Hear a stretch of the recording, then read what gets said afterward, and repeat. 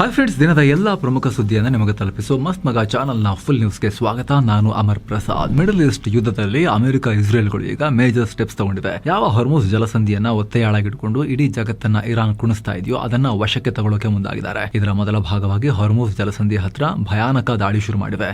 ಇರಾನ್ಗೆ ಸೇರಿದ ಹಡಗುಗಳ ಮೇಲೆ, ಬಂದರುಗಳ ಮೇಲೆ ಮಿಸೈಲ್ ಮಳೆಯನ್ನ ಸುರಿದಿದ್ದಾರೆ. ಅದರಲ್ಲೂ ಬಂದರ್ ಲೆಂಗೆ ಮತ್ತು ಬಂದರ್ ಕಾಂಗ್ ನಗರಗಳ ಮೇಲೆ ಒಂದರ ಹಿಂದೆ ಒಂದು ಸರಣಿ ದಾಳಿ ನಡೆದಿದೆ. ಇದುವರೆಗೂ ಕನಿಷ್ಠ 16 ಇರಾನ್ ಹಡಗುಗಳು ಬೆಂಕಿಗೆ ಆಹುತಿಯಾಗಿವೆ. ಇವೆಲ್ಲ ಇರಾನ್ನ ಸರಕು ಸಾಗಾಣಿಕೆ ಹಡಗುಗಳು ಅಂತ ಗೊತ್ತಾಗಿದೆ. ಇದರಿಂದ ಸಿಕ್ಕಾಪಟ್ಟೆ ಲಾಸಸ್ ಆಗಿದೆ ಅಂತ ಇರಾನ್ ಮಾಧ್ಯಮಗಳು ರಿಪೋರ್ಟ್ ಮಾಡ್ತಿವೆ. ಅಷ್ಟೇ ಅಲ್ಲ, ಶೀಘ್ರದಲ್ಲಿ ಇಡೀ ಪ್ರದೇಶವನ್ನ ವಶಕ್ಕೆ ತಗೊಳ್ಳೋಕೆ ಅಮೆರಿಕ ಸೇನೆ ನುಗ್ಗಿಸೋ ಲಕ್ಷಣ ಕಾಣಿಸ್ತಾ ಇದೆ. ಈಗ ಅಮೆರಿಕದ ಅತ್ಯಾಧುನಿಕ ಯುದ್ಧ ನೌಕೆ USS ಟ್ರಿಪೋಲಿ ಈಗ ಹಿಂದೂ ಮಹಾಸಾಗರದಿಂದ ವೇಗವಾಗಿ ಮಿಡಲ್ ಈಸ್ಟ್ ಕಡೆಗೆ ನುಗ್ಗಿ ಬರ್ತಾ ಇದೆ. ಇದು ಸ್ಯಾಟಲೈಟ್ ಚಿತ್ರಗಳಲ್ಲಿ ಕನ್ಫರ್ಮ್ ಆಗಿದೆ. ಈ ಯುದ್ಧ ನೌಕೆಯಲ್ಲಿ 31st ಮರೈನ್ ಎಕ್ಸ್ಪಿಡಿಷನರಿ ಯೂನಿಟ್ MUU ನ 2200 ಸೈನಿಕರಿದ್ದಾರೆ. ಇವರು ಮಾಮೂಲಿ ಸೈನಿಕರಲ್ಲ, ವಿಶೇಷ ಕಾರ್ಯಾಚರಣೆಗೆ ಅಂತಲೇ ಹೇಳಿ ಮಾಡಿಸಿದ ಯೋಧರು, ಕಮಾಂಡೋಗಳು. ನೀರು ನೆಲ ಎರಡೂ ಕಡೆ ಇವರು ಕಮಾಂಡೋ ಆಪರೇಷನ್ಸ್ ನಡೆಸ್ತಾರೆ. ಹಡಗಿನಿಂದ ಅಥವಾ ಹೆಲಿಕಾಪ್ಟರ್ ಮೂಲಕ ಇಳಿದು ಶತ್ರು ನೆಲಕ್ಕೆ ನುಗ್ಗಿ ಹೊಡಿತಾರೆ. ಇದೇ ಪಡೆಯನ್ನು ಇಳಿಸೋಕೆ ಅಮೆರಿಕ ಈಗ ಪ್ಲಾನ್ ಮಾಡಿದೆ. ಒಂದು ವೇಳೆ ಇವರು ಯುದ್ಧ ಭೂಮಿಗೆ ಇಳಿದ್ರು ಅಂದ್ರೆ ಕಳೆದ 20 ವರ್ಷಗಳಲ್ಲೇ ಅಮೆರಿಕದ ಸೇನೆ ಇಷ್ಟೊಂದು ದೊಡ್ಡ ಮಟ್ಟದಲ್ಲಿ ಯುದ್ಧಕ್ಕೆ ಇಳಿದಂಗಾಗುತ್ತೆ. ಈಗ ಆಲ್ರೆಡಿ 50,000ಕ್ಕೂ ಅಧಿಕ ಅಮೆರಿಕನ್ ಸೈನಿಕರು ಮಿಡಲ್ ಈಸ್ಟ್ ನಲ್ಲಿದ್ದಾರೆ. ಸದ್ಯ ಅಮೆರಿಕ ಇದುವರೆಗೂ ಈ ಬಗ್ಗೆ ಅಧಿಕೃತವಾಗಿ ಘೋಷಿಸಿಲ್ಲ, ಆಪರೇಷನ್ ಮಾಡೋದನ್ನ ಕೂಡ ಘೋಷಿಸಿಲ್ಲ. ಆದರೆ ಬಹುತೇಕ ಅಮೆರಿಕ ಈ ಕಾರ್ಯಾಚರಣೆ ಮಾಡೋ ಲೆಕ್ಕಾಚಾರ ಕಾಣಿಸ್ತಾ ಇದೆ. ಯಾಕಂದ್ರೆ ಈಗ ಆಲ್ರೆಡಿ ತೈಲದ ಬೆಲೆ ಹೆಚ್ಚಾಗ್ತಿದೆ. ಆ ಕಡೆ ಹೊರ್ಮುಜ್ ಜಲಸಂಧಿಯಲ್ಲಿ ಇರಾನ್ ಉಗ್ರವಾಗಿ ವರ್ತಿಸೋಕೆ ಶುರು ಮಾಡಿದೆ. ಇದರಿಂದ ಈ ಭಾಗದ ಸುನ್ನಿ ಅರಬ್ ರಾಷ್ಟ್ರಗಳ ಆದಾಯಕ್ಕೂ ಕೊಕ್ಕೆ ಬೀಳ್ತಾ ಇದೆ. ಅವರು ಕೂಡ ಟ್ರಂಪಿಗೆ ಕಾಲ್ ಮಾಡಿ ಮಾಡಿ ಮಾಡಿ ಪ್ರೆಷರೈಸ್ ಮಾಡ್ತಿದ್ದಾರೆ. ಈ ಕೂಡಲೇ ಆಟ ನಿಲ್ಲಿಸಬೇಕು, ಇಲ್ಲಿ ಸಾಕಾಯ್ತು ನಮಗೆ ಅಂತ ಹೇಳಿ. ಇಲ್ಲಿ ಇರಾನ್ನ ಮೇನ್ ಲ್ಯಾಂಡ್ ಅನ್ನ ಎಷ್ಟೇ ಪುಡಿ ಮಾಡಿದ್ರು ಕೂಡ, ಎಷ್ಟೇ ಬಾಂಬಿಂಗ್ ಮಾಡಿದ್ರು ಕೂಡ ಹೊರ್ಮುಜ್ ಅನ್ನ ಫ್ರೀ ಮಾಡದೆ ಹೋದ್ರೆ ಜಗತ್ತಿಗೆ ಉಸಿರು ಕಟ್ಟೋದನ್ನ ತಪ್ಪಿಸ್ಲಿಕ್ಕೆ ಆಗಲ್ಲ. ಅದು ತುರ್ತಾಗಿ ಮಾಡಲೇಬೇಕು. ಇತ್ತೀಚೆಗೆ ಭಾರತದಲ್ಲಿರೋ ಇಸ್ರೇಲಿ ರಾಯಭಾರಿ ರೋವೆನ್ ಅಜರ್ ಕೂಡ ಟ್ರಂಪ್ ಹಾರ್ಮುಜ್ ಜಲಸಂಧಿ ಓಪನ್ ಮಾಡೋಕೆ ಸೇನೆ ನಿಯೋಜಿಸಬಹುದು ಅನ್ನೋ ಸುಳಿವನ್ನ ಕೊಟ್ಟಿದ್ರು. ಸದ್ಯ ಹಾರ್ಮುಜ್ ಅನ್ನ ಓಪನ್ ಮಾಡೋಕೆ ಇರಾನ್ ಮೇಲೆ ಪ್ರೆಷರ್ ಹಾಕೋಕೆ ಟ್ರಂಪ್ ಖಾರ್ಗ್ ದ್ವೀಪವನ್ನ ವಶಪಡಿಸಿಕೊಳ್ಳೋ ಪ್ಲಾನ್ ಮಾಡ್ತಿದ್ದಾರೆ ಅಂತ ಅಮೆರಿಕದ ಪ್ರತಿಷ್ಠಿತ ಆಕ್ಸಿಯೋಸ್ ಮಾಧ್ಯಮ ರಿಪೋರ್ಟ್ ಮಾಡಿದೆ. ಹೀಗಾಗಿ ಈ ಹೊಸ ದಾಳಿಗಳು ತುಂಬಾ ಮಹತ್ವ ಪಡ್ಕೊಳ್ತಾ ಇವೆ. ಇತ್ತ ಇವರ ಸೇಡಿಗೆ ಇರಾನ್ ಅಕ್ಕಪಕ್ಕದ ಗಲ್ಫ್ ರಾಷ್ಟ್ರಗಳ ಮೇಲೆ ಮುಗಿಬೀಳ್ತಾ ಇದೆ. ಅದರಲ್ಲೂ ಕುವೈತ್ನ ಮೀನಾ ಅಲ್ ಅಹಮದಿ ರಿಫೈನರಿಗೆ ಮತ್ತೆ ಡ್ರೋನ್ ನುಗ್ಗಿಸಿದೆ. ಭಾರಿ ಬೆಂಕಿ ಹತ್ಕೊಂಡಿದೆ. ಪರಿಣಾಮ ಫೈರ್ ಫೈಟರ್ಗಳು ಅಲ್ಲೇ ಉಳಿಯೋ ಪರಿಸ್ಥಿತಿ, ಜಾಗ ಬಿಟ್ಟು ಕದಲಿಕ್ಕೆ ಇಲ್ಲ. ಬೆಂಕಿ ನಂದಿಸೋಕೆ ಪ್ರಯತ್ನ ಪಡ್ತಾನೆ ಇದ್ದಾರೆ. ಎಷ್ಟೇ ಬೆಂಕಿ ನಂದಿಸ್ತಿದ್ರು ಕೂಡ ಇರಾನ್ ಮತ್ತೆ ಡ್ರೋನ್ ಹಾಕಿ ಬೆಂಕಿಯನ್ನ ಭುಗಿಲೇಳಿಸ್ತಾ ಇದ್ದಾರೆ. ಇನ್ನು ಬಹ್ರೇನ್ ಮೇಲೂ ಕೂಡ ಅಟ್ಯಾಕ್ ಆಗಿದೆ. ಆದರೆ ಮೇಜರ್ ಘಟನೆಗಳೇನು ಅಲ್ಲೇ ಆಗಿಲ್ಲ. ಯುದ್ಧ ಶುರುವಾದಲ್ಲಿಂದ ಇಲ್ಲಿವರೆಗೂ ಇರಾನ್ನ ಮೇಲೆ 141 ಮಿಸೈಲ್, 242 ಡ್ರೋನ್ ಹಾರಿಸಿದೆ. ಎಲ್ಲವನ್ನ ನಮ್ಮ ಸೇನೆ ಹೊಡೆದು ಹಾಕಿದೆ ಅಂತ ಬಹ್ರೇನ್ ಡಿಫೆನ್ಸ್ ಮಿನಿಸ್ಟ್ರಿ ಹೇಳಿಕೆ ಕೊಟ್ಟಿದೆ. ಈ ನಡುವೆ ಹೊರ್ಮುಜ್ ಜಲಸಂಧಿಯಲ್ಲಿ ಸಂಚಾರ ಮಾಡ್ತಿದ್ದ ಬಾರ್ಬಾಡೋಸ್ ಧ್ವಜ ಹೊತ್ತ ಓಷನ್ ಪ್ರೆಟಿ ಅನ್ನೋ ಬಲ್ಕ್ ಕ್ಯಾರಿಯರ್ ಮೇಲೆ ದಾಳಿಯಾಗಿದೆ. ಯಾರು ಮಾಡಿದ್ರು ಅಂತ ಇನ್ನಷ್ಟೇ ಕನ್ಫರ್ಮ್ ಆಗಬೇಕು. ರಾಕೆಟ್ ಲಾಂಚರ್ ಮೂಲಕ ದಾಳಿ ಮಾಡಿದ್ದಾರೆ. ಇದರಲ್ಲಿ ಚೀನಾದ ನಾವಿಕರಿದ್ರು. ಜೀವ ಭಯದಲ್ಲಿದ್ದ ಚೀನಾ ನಾವಿಕರು ಮೆಸೇಜ್ಗಳನ್ನು ಕಳಿಸಿದ್ದಾರೆ. ನಮ್ಮ ಮೇಲೆ ದಾಳಿ ಆಯಿತು ಅಂತ WeChatನಲ್ಲಿ ಮೆಸೇಜ್ ಕಳಿಸಿದ್ದಾರೆ. ಅದೃಷ್ಟವಶಾತ್ ಈ ದಾಳಿಯಲ್ಲಿ ಯಾರಿಗೂ ಪ್ರಾಣಾಪಾಯ ಆಗಿಲ್ಲ. ಸದ್ಯ ಈ ಹಡಗು ಇರಾನ್ನ ಬಂದರ್ ಅಬ್ಬಾಸ್ ಬಳಿ ನಿಂತಿದ್ದು ತಪಾಸಣೆಗಾಗಿ ಕಾಯ್ತಾ ಇದೆ. ಕೆಲವರು ಸೇಫ್ ಆಗಿರೋಕೆ ಹಡಗಿನ ಮೇಲೆ ಚೀನಾ ಧ್ವಜ ಹಾರಿಸಿ ಪಾರಾಗೋಕೆ ಪ್ರಯತ್ನ ಪಡ್ತಿದ್ದಾರೆ. ಇನ್ನು ಸ್ನೇಹಿತರೆ, ಕಾಶಿಗೆ ಅಯೋಧ್ಯೆ ರಾಮ ಮಂದಿರಕ್ಕೆ ಪ್ರವಾಸ ಮಾಡಿ ನೋಡ್ಕೊಂಡ್ ಬರಬೇಕು ಅಂತ ಇದ್ರೆ ಡೀಟೇಲ್ಸ್ ಇಲ್ಲಿದೆ. Package all inclusive package. ಆಸಕ್ತರು ಕಾಲ್ ಮಾಡಿ ಹೋಗಿ ಬನ್ನಿ. ಇನ್ನು ಇಸ್ರೇಲ್ 3ನೇ ರಾಷ್ಟ್ರ ಸಿರಿಯಾ ಮೇಲೂ ಕೂಡ ಯುದ್ಧ ಶುರು ಮಾಡಿದೆಯಲ್ಲ, ಸ್ಫೋಟಕಗಳ ಮಳೆಯನ್ನು ಸುರಿಸಿದೆಯಲ್ಲ, ಇದಕ್ಕೆ ಸಿರಿಯಾ ಅಧ್ಯಕ್ಷ ಅಲ್ ಶರಾ ಬಿಗ್ ಸ್ಟೇಟ್ಮೆಂಟ್ ಕೊಟ್ಟಿದ್ದಾರೆ. ಯಾವುದೇ ಕಾರಣಕ್ಕೂ ನಮ್ಮ ದೇಶವನ್ನ ಈ ಯುದ್ಧದಲ್ಲಿ ಎಳ್ಕೊಂಡು ಹೋಗೋಕೆ ನಾವು ಬಿಡಲ್ಲ ಅನ್ನೋ ಹೇಳಿಕೆ ಕೊಟ್ಟಿದ್ದಾರೆ. ಕಳೆದ 15 ವರ್ಷಗಳಿಂದ ಸಿರಿಯಾ ಬರೀ ಯುದ್ಧವನ್ನೇ ನೋಡಿದೆ. ನಾವು ಎಲ್ಲ ರಾಷ್ಟ್ರಗಳೊಂದಿಗೆ ಒಳ್ಳೆ ಸಂಬಂಧ ಹೊಂದಿದ್ದೇವೆ. ನಾವು ಪ್ರತಿಯೊಂದು ಹೆಜ್ಜೆಯನ್ನ ಬಹಳ ಕೇರ್ಫುಲ್ ಆಗಿ ಇಡ್ತಾ ಇದ್ದೇವೆ. ಸಿರಿಯಾವನ್ನ ಅಭಿವೃದ್ಧಿ ಕಡೆಗೆ ಕೊಂಡೊಯ್ಯಬೇಕು ನಾವು. ಹೀಗಾಗಿ ಈ ಯುದ್ಧದಿಂದ ನಾವು ದೂರ ಉಳಿತೀವಿ ಅಂತ ಹೇಳಿದ್ದಾರೆ. ಸೊ ಇಸ್ರೇಲ್ಗೇನು ಪ್ರತಿದಾಳಿ ಮಾಡೋ ಲೆಕ್ಕಾಚಾರ ಇಲ್ಲ. ಇವರು ಇಸ್ರೇಲ್ ಹಾಕಿರೋ ಬಾಂಬ್ಗೆ ಡ್ರೂಸ್ ಜನಾಂಗದ ಮೇಲೆ ಹಲ್ಲೆ ಮಾಡ್ತಿದ್ದಾರೆ ಈ ಸರ್ಕಾರದವರು ಅಂತ ಹೇಳಿ ಇಸ್ರೇಲ್ ಸಿರಿಯಾ ಮೇಲೆ ಬಾಂಬಿಂಗ್ ಮಾಡಿತ್ತು. ಎಲ್ಲಿ ಸಿರಿಯಾ ಪ್ರತಿಕ್ರಿಯೆ ಕೊಟ್ಟು ಇನ್ನೊಂದು ಯುದ್ಧ ಶುರುವಾಗುತ್ತೋ ಅನ್ನೋ ಚರ್ಚೆ ಇತ್ತು. ಯಾಕಂದ್ರೆ ಆ ರೀತಿ ಹೊಡೆದಾಡಿದ ಇತಿಹಾಸ ಇಸ್ರೇಲ್ಗೂ ಸಿರಿಯಾಗೂ ಇದೆ. ಆದ್ರೆ ನಾವು ಬರೋದು ಇಲ್ಲ, ನಮ್ಮನ್ನ ಕರೀಲೂ ಬೇಡಿ ಅಂತ ಸಿರಿಯಾ ಸರ್ಕಾರ ಹೇಳ್ತಿದೆ. ಬಾಂಬ್ ಹಾಕಿದ್ರ ಹೊರಟ್ರ ಹೋಗಿ, ನಾವು ಪ್ರತಿಕ್ರಿಯೆ ಕೊಡಲ್ಲ, ನಮ್ಮ ಪಾಡಿಗೆ ಬಿಟ್ಬಿಡಿ ನಮ್ಮನ್ನ ಅಂತ ಸಿರಿಯಾ ಹೇಳ್ತಾ ಇದೆ. ಏನು ಈ ಯುದ್ಧಕ್ಕೆ ಯುಕ್ರೇನ್ ಕೂಡ ಎಂಟ್ರಿ ಕೊಟ್ಟಿದೆ. ಇರಾನ್ ಡ್ರೋನ್ ಹಾಗೂ ಕ್ಷಿಪಣಿ ದಾಳಿಗಳನ್ನು ತಡೆಯೋಕೆ ಮಿಡಲ್ ಈಸ್ಟ್ ಭಾಗದಲ್ಲಿ ತಮ್ಮ ಸೇನಾ ಸಿಬ್ಬಂದಿಯನ್ನ ಯುಕ್ರೇನ್ ನಿಯೋಜನೆ ಮಾಡಿದೆ. ಯುಕ್ರೇನ್ನ ಸೆಕ್ಯೂರಿಟಿ ಕೌನ್ಸಿಲ್ ಸೆಕ್ರೆಟರಿ ರುಸ್ತೋಮ್ ಉಮೆರೋವ್ ಈ ಹೇಳಿಕೆ ಕೊಟ್ಟಿದ್ದಾರೆ. ಡ್ರೋನ್ ದಾಳಿ ತಡೆಯೋಕೆ ನಾವು ನಮ್ಮ ಸ್ವಂತ ಟೆಕ್ನಾಲಜಿನ ಬಳಸ್ತಾ ಇದ್ದೀವಿ. ನಮ್ಮ ಪಾರ್ಟ್ನರ್ ರಾಷ್ಟ್ರಗಳಿಗೆ ಹೇಗೆ ಏರ್ ಡಿಫೆನ್ಸ್ ಸಿಸ್ಟಮ್ ಇಂಪ್ರೂವ್ ಮಾಡಬೇಕು ಅಂತ ನಾವು ಹೇಳ್ಕೊಡ್ತಾ ಇದ್ದೀವಿ. ನಮ್ಮ ಯುದ್ಧ ಅನುಭವವನ್ನು ಶೇರ್ ಮಾಡ್ಕೊಳ್ತಾ ಇದ್ದೀವಿ ಅಂತ ಹೇಳಿದ್ದಾರೆ. ಮಾಹಿತಿ ಪ್ರಕಾರ United Arab Emirates, Saudi Arabia, Qatar, Kuwait ಮತ್ತು ಜೋರ್ಡನ್ಗಳಲ್ಲಿ ಈಗ ಆಲ್ರೆಡಿ ಯುಕ್ರೇನ್ನ ತಜ್ಞರು ಹೋಗಿ ಅಲ್ಲಿನ ಸೇನೆಗಳಿಗೆ ಹೆಲ್ಪ್ ಮಾಡ್ತಾ ಇದ್ದಾರೆ. ಏನೋ ಲೆಬನಾನ್ ಪುಡಿಗಡ್ತಾ ಇರೋ ಇಸ್ರೇಲ್ ಅಲ್ಲೊಂದು ದೊಡ್ಡ ಎಡವಟ್ಟನ್ನು ಮಾಡಿಕೊಂಡಿದೆ. ದಕ್ಷಿಣ ಲೆಬನಾನ್ನಲ್ಲಿ ರಿಪೋರ್ಟಿಂಗ್ ಮಾಡ್ತಾ ಇದ್ದ ರಷ್ಯಾದ ಸರ್ಕಾರಿ news channel RT Russia today ಮಾಧ್ಯಮ ಸಿಬ್ಬಂದಿ ಪಕ್ಕದಲ್ಲೇ ಇಸ್ರೇಲ್ ದಾಳಿ ಮಾಡಿದೆ. ಪರಿಣಾಮ ದಾಳಿಯಲ್ಲಿ ರಿಪೋರ್ಟರ್ ಗಾಯಗೊಂಡಿದ್ದಾರೆ. ಇದಕ್ಕೆ ಪುಟಿನ್ ಸರ್ಕಾರ ಇಸ್ರೇಲ್ ವಿರುದ್ಧ ಕೆಂಡ ಕಾರಿದೆ. ತಕ್ಷಣ ಮಾಸ್ಕೋದಲ್ಲಿರೋ ಇಸ್ರೇಲ್ ರಾಯಭಾರಿ ಓಡೆಡ್ ಜೋಸೆಫ್ ಅವರನ್ನ ಕರೆಸಿ ರಷ್ಯನ್ ಅಧಿಕಾರಿಗಳು ಕ್ಲಾಸ್ ತಗೊಂಡಿದ್ದಾರೆ. ಅತ್ತ ರಷ್ಯಾದ ವಿದೇಶಾಂಗ ಸಚಿವಾಲಯದ ವಕ್ತಾರೆ ಮರಿಯಾ ಜಕ್ರೋವಾ ಕೂಡ ನಮ್ಮ ಪತ್ರಕರ್ತರ ಮೇಲೆ ಇಸ್ರೇಲ್ ಉದ್ದೇಶಪೂರ್ವಕವಾಗಿ ಟಾರ್ಗೆಟ್ ಮಾಡಿ ದಾಳಿ ಮಾಡಿದೆ ಅಂತ ಹೇಳಿದ್ದಾರೆ. ಅಂತಾರಾಷ್ಟ್ರೀಯ ಕಾನೂನಿನ ಉಲ್ಲಂಘನೆ ಇದು ಅಂತ ಹೇಳಿ ಆಕ್ರೋಶ ಹೊರಹಾಕಿದ್ದಾರೆ. ಏನು ಯುದ್ಧದಲ್ಲಿ ಮತ್ತೊಬ್ಬ ಭಾರತೀಯರು ಪ್ರಾಣ ಕಳ್ಕೊಂಡಿದ್ದಾರೆ. ಸೌದಿ ರಾಜಧಾನಿ ರಿಯಾದ್ನಲ್ಲಿ ಮಾರ್ಚ್ 18ನೇ ತಾರೀಕು ನಡೆದ ಅನಾಹುತದಿಂದ ಭಾರತೀಯ ಪ್ರಜೆ ಪ್ರಾಣ ಕಳ್ಕೊಂಡಿದ್ದಾರೆ. ಅವರ ಸಾವಿಗೆ ನಾವು ಸಂತಾಪ ಸೂಚಿಸ್ತೀವಿ ಅಂತ ರಿಯಾದ್ನಲ್ಲಿರೋ ಭಾರತೀಯ ರಾಯಭಾರ ಕಚೇರಿ ಹೇಳಿದೆ. ಮೃತರ ಕುಟುಂಬ ಮತ್ತು ಸ್ಥಳೀಯ ಅಧಿಕಾರಿಗಳೊಂದಿಗೆ ನಾವು ನಿರಂತರವಾಗಿ ಸಂಪರ್ಕದಲ್ಲಿವೆ, ಅಗತ್ಯವಿರೋ ಎಲ್ಲ ನೆರವನ್ನು ಕೊಡ್ತೀವಿ ಅಂತ ಹೇಳಿದ್ದಾರೆ. ಈ ಮೂಲಕ ಮಿಡಲ್ ಈಸ್ಟ್ನಲ್ಲಿ ಈ ಯುದ್ಧದಲ್ಲಿ ಪ್ರಾಣ ಕಳ್ಕೊಂಡ ಭಾರತೀಯರ ಸಂಖ್ಯೆ 6ಕ್ಕೆ ಏರಿಕೆಯಾಗಿದೆ. ಒಬ್ಬರು ನಾಪತ್ತೆನೇ ಆಗಿದ್ದಾರೆ. ಈ ನಡುವೆ ಇಸ್ರೇಲ್ ಸೇನೆಯ ಯೋಧನೊಬ್ಬ ಇರಾನ್ಗೆ ಸೇನಾ ರಹಸ್ಯಗಳನ್ನ ಲೀಕ್ ಮಾಡಿ ಸಿಕ್ಬಿದ್ದಿದ್ದಾನೆ. ಇದನ್ನ ಜೆರುಸಲೆಂ ಮೂಲದ 26 ವರ್ಷದ ರಾಜ್ ಕೊಹೆನ್ ಅಂತ ಗುರುತಿಸಲಾಗಿದೆ. ಈತ ಇಸ್ರೇಲ್ ಸೇನೆಯ ರಿಸರ್ವಿಸ್ಟ್ ಆಗಿ ಕೆಲಸ ಮಾಡ್ತಿದ್ದಾಗ ಇರಾನ್ ಪರವಾಗಿ ಗೂಢಚರ್ಯ ಮಾಡಿದ್ದ. ಯುದ್ಧ ಶುರುವಾಗುವ ಮುನ್ನವೇ ಇರಾನ್ ಗುಪ್ತಚರರೊಂದಿಗೆ ಸಂಪರ್ಕದಲ್ಲಿದ್ದ. ತಾನು ಹಿಂದೆ ಕೆಲಸ ಮಾಡಿದ್ದ ಇಸ್ರೇಲ್ನ ಐರನ್ ಡೋಮ್ ಏರ್ ಡಿಫೆನ್ಸ್ ಸಿಸ್ಟಮ್ನ ಸೂಕ್ಷ್ಮ ಮಾಹಿತಿಯನ್ನ ಇರಾನ್ಗೆ ಪಾಸ್ ಮಾಡಿದ್ದ. ಈ ದೇಶದ್ರೋಹ ಕೆಲಸಕ್ಕೆ ಈತ ಪಡೆದಿದ್ದು ಬರೀ $1,000 ಮೌಲ್ಯದ ಕ್ರಿಪ್ಟೋ ಕರೆನ್ಸಿ ಮಾತ್ರ ಅಂತ ಇಸ್ರೇಲ್ ಪೊಲೀಸರು ಹೇಳಿದ್ದಾರೆ. ಹಾಗೆ ಸದ್ಯ ಈ ಪ್ರಕರಣದ ತನಿಖೆ ಮುಂದುವರೆದಿದೆ ಅಂತಾನೂ ಹೇಳಿದ್ದಾರೆ. ಇತ್ತ ಯುನೈಟೆಡ್ ಅರಬ್ ಎಮಿರೇಟ್ಸ್ ಪೊಲೀಸರು ದೊಡ್ಡ ಕಾರ್ಯಾಚರಣೆ ನಡೆಸಿ 109 ಜನರನ್ನು ಅರೆಸ್ಟ್ ಮಾಡಿದ್ದಾರೆ. ಇವರು ಯುದ್ಧದ ಬಗ್ಗೆ ಸೋಷಿಯಲ್ ಮೀಡಿಯಾದಲ್ಲಿ ಸುಳ್ಳು ಸುದ್ದಿ ಮತ್ತು ದಾರಿ ತಪ್ಪಿಸುವ ವಿಡಿಯೋಗಳನ್ನು ಹರಡ್ತಾ ಇದ್ರು. ಇರಾನ್ ಮಾಡ್ತಿರೋ ಅಟ್ಯಾಕ್ ಬಗ್ಗೆ ಜನರಲ್ಲಿ ಇಲ್ಲದ ಭಯವನ್ನು ಹುಟ್ಟಿಸ್ತಾ ಇದ್ರು ಅಂತ ಯುನೈಟೆಡ್ ಅರಬ್ ಎಮಿರೇಟ್ಸ್ ಹೇಳಿದೆ. ಏನೋ ಬ್ರಿಟನ್ನಲ್ಲೂ ಕೂಡ ಇರಾನ್ ಗೂಢಚರರು ಅರೆಸ್ಟ್ ಆಗಿದ್ದಾರೆ. ಸ್ಕಾಟ್ಲೆಂಡ್ನಲ್ಲಿರೋ ಬ್ರಿಟನ್ನ ನ್ಯೂಕ್ಲಿಯರ್ ಸಬ್ಮರೀನ್ ಬೇಸ್ ಒಳಗಡೆ ಅಕ್ರಮವಾಗಿ ನುಸುಳೋಕೆ ಪ್ರಯತ್ನ ಪಟ್ಟ ಇಬ್ಬರನ್ನ UK ಪೊಲೀಸರು ಹಿಡ್ಕೊಂಡು ಹೋಗಿದ್ದಾರೆ. ಏನೋ ಮಿಡಲ್ ಈಸ್ಟ್ ಕದನದಿಂದ ಮುಂದಿನ ದಿನಗಳಲ್ಲಿ ದೇಶದಲ್ಲಿ ತೈಲ ಮತ್ತು ಗ್ಯಾಸ್ ಕೊರತೆ ಇನ್ನಷ್ಟು ಹೆಚ್ಚಾಗೋ ಅಪಾಯ ಕಾಡ್ತಾ ಇದೆ. ಹೀಗಾಗಿ ದೇಶದ ಶುಗರ್ ಇಂಡಸ್ಟ್ರಿಗಳು ಕೇಂದ್ರ ಸರ್ಕಾರಕ್ಕೆ ಐಡಿಯಾ ಕೊಟ್ಟಿದ್ದಾರೆ. ದುಬಾರಿ LPG ಗ್ಯಾಸ್ ಬದಲಿಗೆ ಕಬ್ಬಿನಿಂದ ಉತ್ಪಾದನೆಯಾಗೋ ಎಥೆನಾಲ್ ಅನ್ನ ಅಡುಗೆ ಇಂಧನವಾಗಿ ಬಳಸೋಕೆ ಅನುಮತಿ ಕೊಡಬೇಕು ಅಂತ ಒತ್ತಾಯ ಮಾಡಿದ್ದಾರೆ. ಅಂದರೆ ಸಿಲಿಂಡರ್ಗಳ ಬದಲಿಗೆ ಎಥೆನಾಲ್ ಸ್ಟವ್ಗಳನ್ನು ಅಡುಗೆಗೆ ಬಳಸಿ ಅನ್ನೋ ಆಗ್ರಹ ಮಾಡಲಾಗಿದೆ. ಇದು same to same LPG gas ಥರನೇ ಯಾವುದೇ ಹೊಗೆ ವಾಸನೆ ಇಲ್ಲದೆ ಪಕ್ಕಾ ನೀಲಿ ಉರಿಯನ್ನು ಕೊಡುತ್ತೆ. ಪಾತ್ರೆಗಳು ಕಪ್ಪಾಗಲ್ಲ. ಜೊತೆಗೆ ಇಲ್ಲಿ ಸಿಲಿಂಡರ್ ಸ್ಫೋಟದಂತಹ ಯಾವುದೇ ಅಪಾಯನೂ ಇರುವುದಿಲ್ಲ. ಈಗ ಆಲ್ರೆಡಿ ಆಫ್ರಿಕಾ ಸೇರಿದ ಹಾಗೆ ಹಲವು ರಾಷ್ಟ್ರಗಳಲ್ಲಿ ಇದನ್ನು ಬಳಕೆ ಮಾಡಲಾಗ್ತಿದೆ.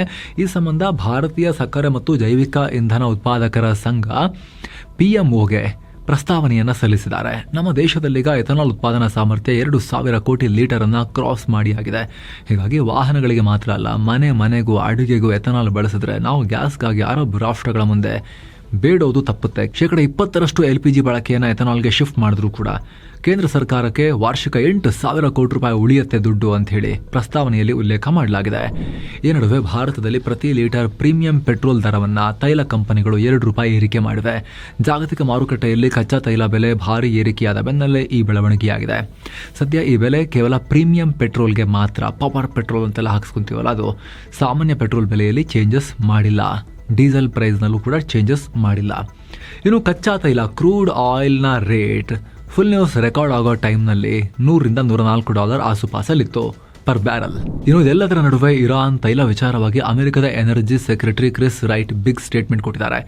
ಇರಾನ್ ಮೇಲೆ ಹೇರಿರೋ ತೈಲ ನಿರ್ಬಂಧಗಳನ್ನು ಸಡಿಲಿಕೆ ಮಾಡಿದ್ರೆ ಕೇವಲ 3-4 ದಿನಗಳಲ್ಲಿ ಏಷ್ಯಾದ ರಾಷ್ಟ್ರಗಳಿಗೆ ತೈಲ ಪೂರೈಕೆ ಶುರುವಾಗುತ್ತೆ ಅಂತ ಹೇಳಿದ್ದಾರೆ. ಇದೇ ವಿಚಾರವಾಗಿ ಅಮೆರಿಕದ ಟ್ರೆಜರಿ ಸೆಕ್ರೆಟರಿ ಸ್ಕಾಟ್ ಬೆಸೆಂಟ್ ಕೂಡ ಮಾತನಾಡಿದ್ರು. ಈಗ ಆಲ್ರೆಡಿ ಸಮುದ್ರದಲ್ಲಿರೋ ಇರಾನ್ನ ತೈಲ ಹಡಗುಗಳಿಗೆ ಮಾತ್ರ ಅಮೆರಿಕ ರಿಲೀಫ್ ಕೊಡೋ ಸಾಧ್ಯತೆ ಇದೆ ಅಂತ ಹೇಳಿದ್ರು. ಈಗ ಸ್ಟ್ರೇಟ್ ಆಫ್ ಹಾರ್ಮುಜ್ ಬಂದ್ ಆಗಿರೋದ್ರಿಂದ ಪೆಟ್ರೋಲ್ ಡೀಸೆಲ್ ಬೆಲೆ ಏರಿಕೆ ಆಗ್ತಿದೆ. ಜಗತ್ತು ಅಮೆರಿಕವನ್ನ ಇದಕ್ಕೆ ಹೊಣೆಗಾರನನ್ನಾಗಿ ಮಾಡ್ತಾ ಇದೆ. ಯಾವಾಗ್ರಿ ಮುಗಿಯೋದು ನಿಮ್ದು, ಇಲ್ಲಿ ಆಗ್ತಿಲ್ಲ ನೋಡಿ, ಸ್ಟವ್ ಎಲ್ಲ ಬಂದ್ ಹಾಕಿದೆ ಅಂತ ಹೇಳಿ.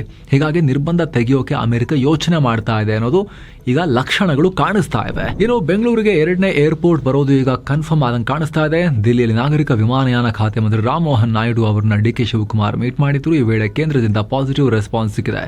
ರಾಜ್ಯ ಸರ್ಕಾರ ಯಾವುದಾದ್ರು ಜಾಗವನ್ನ ಫಿಕ್ಸ್ ಮಾಡಿ ಸಾಧಕ ಬಾಧಕಗಳ ವರದಿಯನ್ನ ಕೊಟ್ರೆ ಕೇಂದ್ರ ಸರ್ಕಾರ ಕೂಡಲೇ ಪರ್ಮಿಷನ್ ಕೊಡುತ್ತೆ ಅಂತ ರಾಮಮೋಹನ್ ನಾಯ್ಡು ಹೇಳಿದ್ದಾರೆ. ನಮಗೂ ಓಕೆ, ಬಟ್ ಜಾಗ ಕರೆಕ್ಟಾಗಿ ಫೈನಲ್ ಮಾಡ್ಕೊಳ್ಳಿ ಫಸ್ಟು ಅಂತ. ಸದ್ಯ ಈ ರಿಪೋರ್ಟ್ ರೆಡಿ ಮಾಡೋಕೆ ಯಾವ ಕಂಪನಿಗೆ ಜವಾಬ್ದಾರಿ ಕೊಡಬೇಕು ಅಂತ ಹೇಳಿ ರಾಜ್ಯ ಸರ್ಕಾರ ಟೆಂಡರ್ ಪ್ರಕ್ರಿಯೆ ಫೈನಲ್ ಸ್ಟೇಜ್ನಲ್ಲಿ ಇಟ್ಟಿದೆ. ರಾಜ್ಯ ಸರ್ಕಾರ ಬಿಡ್ ಆಹ್ವಾನಿಸಿದೆ. ಇನ್ನು ಇದೇ ಮೀಟಿಂಗ್ನಲ್ಲಿ ಡಿ ಕೆ ಶಿ ಬೆಂಗಳೂರಿನಲ್ಲಿ ಎತ್ತರದ ಬಿಲ್ಡಿಂಗ್ಗಳನ್ನು ಕಟ್ಟೋ ವಿಚಾರವಾಗಿ ಕೂಡ ಚರ್ಚೆ ಮಾಡಿದ್ದಾರೆ. HAL ಮತ್ತು ಯಲಹಂಕದ ಏರ್ಫೋರ್ಸ್ ಬೇಸ್ಗಳಿರೋದ್ರಿಂದ ಸುತ್ತಮುತ್ತ 20 ಕಿಲೋಮೀಟರ್ ವ್ಯಾಪ್ತಿಯಲ್ಲಿ ಎತ್ತರದ ಬಿಲ್ಡಿಂಗ್ ಕಟ್ಟೋಕೆ ತುಂಬ ನಿರ್ಬಂಧಗಳಿವೆ.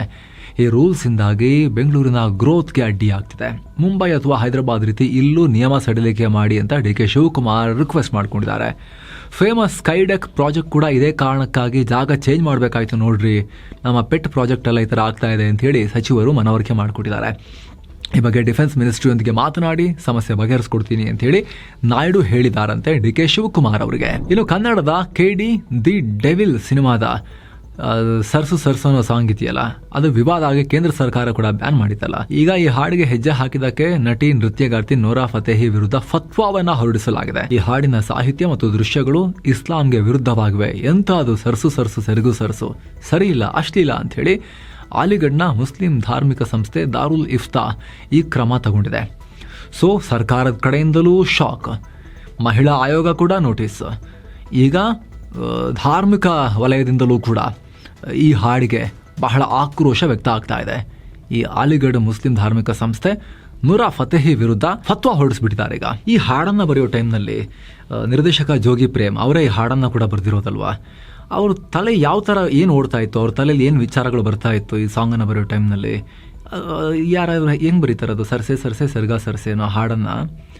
ಓಕೆ, ಅವ್ರ ಮೈಂಡಲ್ಲಿ ಏನೋ ಥಾಟ್ಸ್ ಬರ್ಬೋದು, ಬಟ್ ಅದು ಒಂದು ಮೇನ್ ಸ್ಟ್ರೀಮ್ ಮೂವಿಯ ಹಾಡಾಗಿ ಅದನ್ನು ಹೆಂಗೆ ಬರೆದ್ರು ಅಂಥೇಳಿ ಯೋಚನೆ ಮಾಡಿದಾಗೂ ಕೂಡ ಬಹಳ ವಿಚಿತ್ರ ಅನಿಸುತ್ತೆ. ಬರೀ ಅದೊಂದು ಓಪನಿಂಗ್ ಲೈನ್ ಮಾತ್ರ ಅಲ್ಲ, ಅದು ಈ ಥರ ವಿವಾದ ಆದಮೇಲೆ ಏನು ಲಿರಿಕ್ಸ್ ಏನಿದೆ ನೋಡೋಣ ಅಂತ ಲಿರಿಕ್ಸ್ ಡೌನ್ಲೋಡ್ ಮಾಡಿ ನೋಡಿದ್ರೆ, ಓಪನ್ ಮಾಡಿ ನೋಡಿದ್ರೆ, ಸರ್ಚ್ ಮಾಡಿ ನೋಡಿದ್ರೆ, ಓಹೋ, ಈ ಯಾವುದೋ ಬೇರೆ ಝೋನ್ಗೆ ಹೋಗ್ಬಿಟ್ಟಿದ್ದಾರೆ ಜೋಗಿ ಪ್ರೇಮ್ ಅವರು. ಮೋಸ್ಟ್ಲಿ ಕಾಮದೇವ ಬಂದು ಬಾಣ ಬಿಟ್ಟಿದಂತ ಕಾಣುತ್ತೆ ಅವ್ರ ಮೇಲೆ. ಏನೋ ಕರ್ನಾಟಕದಲ್ಲಿ ಮತ್ತೆ ಮಳೆ ಮುಂದುವರೆದಿದೆ. ಕಳೆದ 24 ಗಂಟೆಯಲ್ಲಿ ಬೆಳಗಾವಿ ಜಿಲ್ಲೆ ಚಿಕ್ಕೋಡಿ ತಾಲೂಕಿನ ಕನಗಾವನಲ್ಲಿ ಅತಿ ಹೆಚ್ಚು 64.5 ಮಿಲಿಮೀಟರ್ ಮಳೆಯಾಗಿದೆ.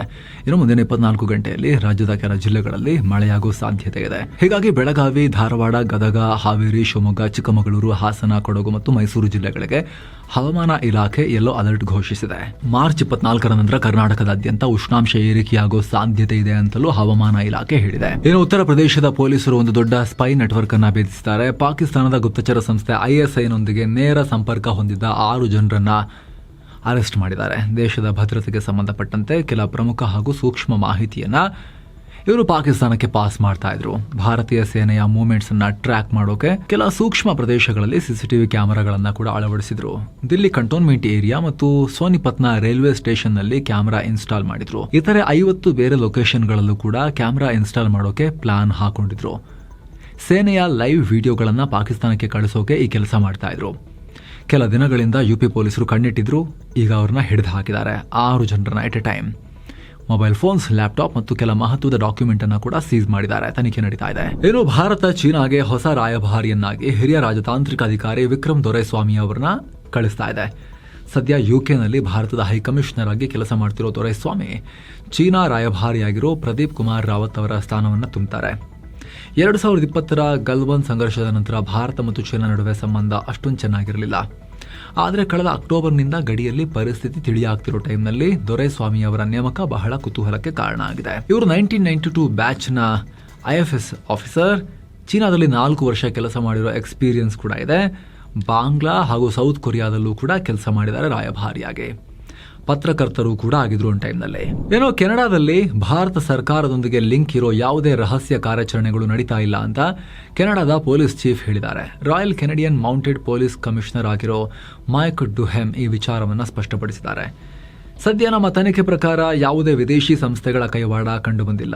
ಜನರಿಗೆ ಬೆದರಿಕೆ ಹಾಕೋ ಅಥವಾ ಕಿರುಕುಳ ಕೊಡೋ ಘಟನೆಗಳು ನಡೀತಾ ಇರಬಹುದು, ಆದರೆ ಅದಕ್ಕೂ ಭಾರತ ಸರ್ಕಾರಕ್ಕೂ ಲಿಂಕ್ ಇಲ್ಲ ಅಂತ ಎವಿಡೆನ್ಸ್ ಸಿಕ್ಕಿಲ್ಲ ಅಂತ ಹೇಳಿದ್ದಾರೆ. ಜಸ್ಟಿನ್ ಟ್ರೂಡೋ ಸರ್ಕಾರ ಮಾತೆತ್ತಿದ್ರೆ ಭಾರತವನ್ನ ಬ್ಲೇಮ್ ಮಾಡ್ತಾ ಇದ್ರು. ಆದರೆ ಮಾರ್ಕ್ ಕಾರ್ನಿ ಬಂದಮೇಲೆ ಅವ್ರದ್ದೇ ಪಾರ್ಟಿಯವರು, ಬಟ್ ಕಾರ್ನಿ ಸ್ವಲ್ಪ ಕಾಮನ್ ಸೆನ್ಸ್ ಇರೋ ಮನುಷ್ಯನ ಥರ ಕಾಣಿಸ್ತಾರೆ ಇವರು ಬಂದಮೇಲೆ ಭಾರತದೊಂದಿಗಿನ ಸಂಬಂಧದ ಮಹತ್ವವನ್ನು ಅರಿತು ಪಾಲಿಟಿಕ್ಸ್ ಬದಿಗಿಟ್ಟು ಸಂಬಂಧ ಸರಿ ಮಾಡ್ಕೊಳ್ತಿದ್ದಾರೆ. ಏನೋ ಥಾಯ್ಲೆಂಡ್ನ ಹೊಸ ಪ್ರಧಾನಿಯಾಗಿ ಅನುತಿನ್ ಚಾರ್ನವಿರಾಕುಲ್ ಆಯ್ಕೆಯಾಗಿದ್ದಾರೆ. ಇವರಿಗೆ PM ಮೋದಿ ಶುಭಾಶಯ ತಿಳಿಸಿದ್ದಾರೆ. ಅನುತಿನ್ ಜೊತೆಗೆ ಕೆಲಸ ಮಾಡೋಕೆ ವೇಟ್ ಮಾಡ್ತಾ ಇದ್ದೀನಿ. ಎಲ್ಲ ಕ್ಷೇತ್ರದಲ್ಲೂ ಸಹಕಾರ ಹೆಚ್ಚಿಸಿ 2 ರಾಷ್ಟ್ರಗಳ ಸ್ಟ್ರಾಟಜಿಕ್ ಪಾರ್ಟ್ನರ್ಶಿಪ್ನ ಇನ್ನಷ್ಟು ಗಟ್ಟಿ ಮಾಡೋಣ ಅನ್ನೋ ಹೇಳಿಕೆ ಕೊಟ್ಟಿದ್ದಾರೆ. ಏನೋ ಬಾಕ್ಸ್ ಆಫೀಸ್ನಲ್ಲಿ ರಣವೀರ್ ಸಿಂಗ್ರ ಧುರಂಧರ್ 2 ದಿ ರಿವೆಂಜ್ ಅಬ್ಬರ ಜೋರಾಗಿದೆ. ಆದಿತ್ಯ ಧರ್ ತಂದಿರೋ ಈ ಸಿನಿಮಾ ಕೇವಲ 2 ದಿನಕ್ಕೆ ದಾಖಲೆಗಳನ್ನ ಧೂಳಿಪಟ ಮಾಡ್ತಾ ಇದೆ. ಮೊದಲ ದಿನವೇ 102 ಕೋಟಿಗೂ ಅಧಿಕ ಕಲೆಕ್ಷನ್ ಮಾಡಿದ ಈ ಸಿನಿಮಾ 2ನೇ ದಿನಕ್ಕೆ ಭಾರತದಲ್ಲಿ ಒಟ್ಟು 177 ಕೋಟಿ ರೂಪಾಯಿ ರೀಚ್ ಆಗಿದೆ. ಇನ್ನು ವೀಕೆಂಡ್ ಇನ್ನು ಶುರುವಾಗಬೇಕು. ಗುರುವಾರ ಶುಕ್ರವಾರದಲ್ಲೇ ಈ ಪರಿ ಅಬ್ಬರ. ವರ್ಲ್ಡ್ ವೈಡ್ ಕಲೆಕ್ಷನ್ ನೋಡೋದಾದ್ರೆ ಇಂದು ರಾತ್ರಿ ವೇಳೆಗೆ 230 ಕೋಟಿ ರೂಪಾಯಿ ದಾಟೋ ಲೆಕ್ಕಾಚಾರ ಇದೆ. ಹಿಂದಿ ಬೆಲ್ಟ್ನಲ್ಲಿ ಮೊದಲ ದಿನವೇ 99 ಕೋಟಿ ರೂಪಾಯಿಗೂ ಅಧಿಕ ಗಳಿಸಿದೆ. ಏನು ಸಿನಿಮಾ ಹೇಗಿದೆ? ಸಿನಿಮಾ ಅದ್ಭುತವಾಗಿದೆ. ಈ ಸಿನಿಮಾದ ರಿವ್ಯೂ ಏನು ಅದನ್ನ ನಾವು ಡೀಟೇಲ್ ಆಗಿ ಪಬ್ಲಿಷ್ ಮಾಡಿದೀವಿ. ವಸ್ತುನಿಷ್ಠವಾಗಿ ನಾವು ರಿವ್ಯೂ ಮಾಡಿದೀವಿ. ಯಾರೆಲ್ಲ ನೋಡಿಲ್ಲ ಅವ್ರು ಚೆಕ್ ಮಾಡ್ಬೋದು. ಏನೋ ಬೆಂಗಳೂರಿನ ಚಿನ್ನಸ್ವಾಮಿ ಕ್ರೀಡಾಂಗಣದಲ್ಲಿ ನಡೆಯೋ ಪಂದ್ಯಗಳನ್ನು ನೋಡೋಕೆ ಬರೋ ಫ್ಯಾನ್ಸ್ಗೆ ನಮ್ಮ ಮೆಟ್ರೋನಲ್ಲಿ ಸಂಪೂರ್ಣ ಉಚಿತ ಪ್ರಯಾಣದ ಆಫರ್ ಕೊಡಲಾಗಿದೆ. RCB ಮ್ಯಾಚ್ನ ಟಿಕೆಟ್ ಹೊಂದಿರೋರು ಆ ಟಿಕೆಟ್ ತೋರಿಸಿ ಮೆಟ್ರೋದಲ್ಲಿ ಫ್ರೀಯಾಗಿ ಸ್ಟೇಡಿಯಂಗೆ ಹೋಗಿ ಮ್ಯಾಚ್ ಮುಗಿದ ಮೇಲೆ ವಾಪಸ್ ಬರ್ಬೋದು. ಈ ಬಗ್ಗೆ RCB ಸೋಷಿಯಲ್ ಮೀಡಿಯಾ ಖಾತೆಯಲ್ಲಿ ಕನ್ಫರ್ಮೇಷನ್ ಕೊಟ್ಟಿದೆ. ಸ್ಟೇಡಿಯಂ ಸುತ್ತಮುತ್ತ ಆಗೋ ಟ್ರಾಫಿಕ್ ಜಾಮ್ಗೆ ಬ್ರೇಕ್ ಹಾಕೋಕೆ RCB ಮತ್ತು BMRCL ಜಂಟಿಯಾಗಿ ಪ್ಲಾನ್ ಮಾಡಿದ್ದಾರೆ. ಮಾರ್ಚ್ 28ನೇ ತಾರೀಕು ಬೆಂಗಳೂರಿನ ಚಿನ್ನಸ್ವಾಮಿ ಕ್ರೀಡಾಂಗಣದಲ್ಲಿ ಹೈದರಾಬಾದ್ ವಿರುದ್ಧ RCB ಉದ್ಘಾಟನಾ ಪಂದ್ಯವನ್ನು ಆಡ್ತಾ ಇದೆ. ಇನ್ನು ಮಾರ್ಚ್ 18ರ ಯುಗಾದಿಯ ದಿನ 10.73 ಲಕ್ಷ ಜನ ಮೆಟ್ರೋನಲ್ಲಿ ಪ್ರಯಾಣ ಮಾಡುವ ಮೂಲಕ 15 ವರ್ಷಗಳ ಮೆಟ್ರೋ ಇತಿಹಾಸದಲ್ಲಿ ದಾಖಲೆ ಸೃಷ್ಟಿ ಮಾಡಿದ್ದಾರೆ. ಏನೋ ಷೇರುಪೇಟೆ ವಿಚಾರಕ್ಕೆ ಬಂದರೆ ಕಳೆದ ಸೆಷನ್ನಲ್ಲಿ ಕ್ರ್ಯಾಶ್ ಆಗಿದ್ದ ಷೇರುಪೇಟೆ ಸ್ವಲ್ಪ ಚೇತರಿಸಿಕೊಳ್ತು. ಜೋರಾಗಿ ಚೇತರಿಸ್ಕೊಂಡಿತ್ತು. ನಿಯರ್ಲಿ 1000 ಪಾಯಿಂಟ್ಸ್ ಅದರ ಮೇಲಕ್ಕೆ ಹೋಗಿತ್ತು. ಆಮೇಲೆ ಮತ್ತೆ ಕಳ್ಕೊಂಡು ಸ್ವಲ್ಪ 325 ಪಾಯಿಂಟ್ಸ್ ಅಥವಾ 0.44% ಹೆಚ್ಚಾಗಿ 74,532ಕ್ಕೆ ರೀಚ್ ಆಗಿದೆ. ನಿಫ್ಟಿ 112 ಪಾಯಿಂಟ್ಸ್ ಅಥವಾ 0.49% ಏರಿಕೆಯಾಗಿ 23,114ಕ್ಕೆ ತಲುಪಿದೆ. ಮಿಡ್ ಕ್ಯಾಪ್ ಇಂಡೆಕ್ಸ್ 0.7% ರೈಸ್ ಆದರೆ ಸ್ಮಾಲ್ ಕ್ಯಾಪ್ ಇಂಡೆಕ್ಸ್ 0.2% ಹೆಚ್ಚಾಗಿದೆ. ಇಂಟ್ರಾಡೇನಲ್ಲಿ ಸೆನ್ಸೆಕ್ಸ್ 977 ಪಾಯಿಂಟ್ಸ್ ಮತ್ತು ನಿಫ್ಟಿ 302 ಪಾಯಿಂಟ್ಸ್ ತನಕ ಏರಿಕೆಯಾಗಿದ್ವು. ನಂತರ ಸ್ವಲ್ಪ ಕಮ್ಮಿಯಾಗಿ ಗ್ರೀನ್ನಲ್ಲಿ ಎಂಡ್ ಆಗಿದೆ. ಇರಾನ್ ಮತ್ತು ಗಲ್ಫ್ ರಾಷ್ಟ್ರಗಳ ತೈಲ ಫೆಸಿಲಿಟಿ ಮೇಲೆ ದಾಳಿಯಾದ ಬೆನ್ನಲ್ಲೇ ಷೇರುಪೇಟೆ ಬಿದ್ದೋಯಿತು. ಆದರೆ ಎನರ್ಜಿ ಇನ್ಫ್ರಾಗಳನ್ನ ಟಾರ್ಗೆಟ್ ಮಾಡೋದನ್ನ ನಿಲ್ಲಿಸ್ತೀವಿ ಅಂತ ಹೇಳಿ ಪ್ರಧಾನಿ ಬೆಂಜಮಿನ್ ನೆತನ್ಯಾಹು ಹೇಳಿದ್ರು. ಟ್ರಂಪ್ ಕೂಡ ನಮಗೆ ಹೇಳಿದ್ದಾರೆ, ಆಯ್ತು ಕಮ್ಮಿ ಮಾಡ್ತೀವಿ ಅಂತ ಹೇಳಿದ್ರು. ಅದರ ಬೆನ್ನಲ್ಲೇ ಸ್ವಲ್ಪ ಚೇತರಿಕೆ ಕಂಡಿದೆ. ಹಾಗೆ ಇನ್ನೂ ಹೆಚ್ಚು ಯುರೇನಿಯಂ ಅನ್ನ ಎನ್ರಿಚ್ ಮಾಡೋ ಸಾಮರ್ಥ್ಯವೇ ಮತ್ತು ಬ್ಯಾಲಿಸ್ಟಿಕ್ ಮಿಸೈಲ್ಗಳನ್ನು ಉತ್ಪಾದಿಸೋ ಸಾಮರ್ಥ್ಯವೇ ಇರಾನ್ ಹತ್ರ ಎಲ್ಲ ನಾಶ ಆಗಿದೆ ಅಂತ ಹೇಳಿ ಕೂಡ ನೆತನ್ಯಾಹು ಹೇಳಿದ್ರಲ್ಲ, ಅದು ಕೂಡ ಮಾರ್ಕೆಟ್ಗೆ ಬಲ ಕೊಟ್ಟಿದೆ. ಓಕೆ, ಯಾರೊಬ್ರು ಪುಡಿ ಆಗ್ತಿದ್ದಾರೆ, ಸಾಯ್ತಾ ಇದ್ದಾರೆ, ಏನೋ ಒಂದು ಆಗ್ತಿದೆ, ಬಟ್ ಯುದ್ಧ ಇನ್ನು ತೀವ್ರ ಆಗಲ್ವೇನೋ ಅನ್ನೋದು ಹೋಪ್ನೊಂದಿಗೆ ಇದರಿಂದ ತೈಲ ಬೆಲೆ ಕೂಡ ಸ್ವಲ್ಪ ತಗ್ಗಿದೆ ಅಂತ ಹೇಳಿದ್ರೆ $100-104 ಆಸುಪಾಸಲ್ಲಿ ಇನ್ನೂ ಕೂಡ ಇದೆ. ಅಗೇನ್ 120 ತನಕ ಹೋಗಿತ್ತಲ್ಲ, ಅದು ಸ್ವಲ್ಪ ಚೂರ್ ಕೂಲ್ ಆಫ್ ಆಗಿದೆ. ಇನ್ನು ಡಾಲರ್ ಮುಂದೆ ರೂಪಾಯಿ ಮೌಲ್ಯ 80 ಪೈಸೆ ಡೌನ್ ಆಗಿ $93.71 ತಲುಪಿದೆ. ವಿದೇಶಿ ಬಂಡವಾಳದ ಹೊರಹರಿವು ಮತ್ತು ಕಚ್ಚಾ ತೈಲ ಬೆಲೆ ನಿರಂತರವಾಗಿ ಏರಿಕೆಯಾದ ಕಾರಣ ರೂಪಾಯಿ ಕುಸಿತಿದೆ. ಏನು ಚಿನ್ನ ಮತ್ತು ಬೆಳ್ಳಿ ಬೆಲೆ ವಿಚಾರಕ್ಕೆ ಬಂದ್ರೆ 24 ಕ್ಯಾರೆಟ್ನ 10 ಗ್ರಾಂ ಚಿನ್ನದ ಬೆಲೆಯಲ್ಲಿ $671 ಕಮ್ಮಿಯಾಗಿ 1,47,218 ರೂಪಾಯಿ ಆಗಿದೆ. 22 ಕ್ಯಾರೆಟ್ನ 10 ಗ್ರಾಂ ಚಿನ್ನದ ಬೆಲೆಯಲ್ಲಿ $618 ಇಳಿಕೆಯಾಗಿ 1,34,852 ರೂಪಾಯಿ ಆಗಿದೆ. ಏನು 1 kg ಬೆಳ್ಳಿ ಬೆಲೆಯಲ್ಲಿ 2,491 ರೂಪಾಯಿ ಜಾಸ್ತಿಯಾಗಿ 2,32,364 ರೂಪಾಯಿ ಆಗಿದೆ. ಸೊ ಫ್ರೆಂಡ್ಸ್, ಇದಾಗಿತ್ತು ಇವತ್ತಿನ ಫುಲ್ ನ್ಯೂಸ್. ನಾವು ಕುಯ್ದಿಲ್ಲ, ಎಳೆದೂ ಇಲ್ಲ, ಕಿರ್ಚಾಡೂ ಇಲ್ಲ. ಸುದ್ದಿ ತರ ತಲುಪಿಸೋ ಪ್ರಯತ್ನ ಮಾಡಿದ್ದೀವಿ. ನಿಮಗಿದು ಇಷ್ಟ ಆಗ್ತಾ ಇದ್ರೆ ದಯವಿಟ್ಟು ಮಸ್ತ್ ಮಗ ಚಾನಲ್ಗೆ ಸಬ್ಸ್ಕ್ರೈಬ್ ಮಾಡಿ. ಹಾಗೆ ಸ್ನೇಹಿತರೆ, ವಿಡಿಯೋ ಕೆಳಗಿರೋ ಜಾಯಿನ್ ಬಟನ್ ಮೂಲಕ ಆಸಕ್ತ ವೀಕ್ಷಕರು ಮಸ್ತ್ ಮಗ ಪ್ರೀಮಿಯಂ ಮೆಂಬರ್ಸ್ ಕೂಡ ಆಗ್ಬೋದು. ಎಲ್ಲ ಮೆಂಬರ್ ಓನ್ಲಿ ವಿಡಿಯೋಸ್ ಅನ್ನ ನೋಡೋಕೆ ಶುರು ಮಾಡ್ಬೋದು. ಮತ್ತೆ ಭೇಟಿ ಆಗ್ತಿರೋಣ. ನಮಸ್ತೆ.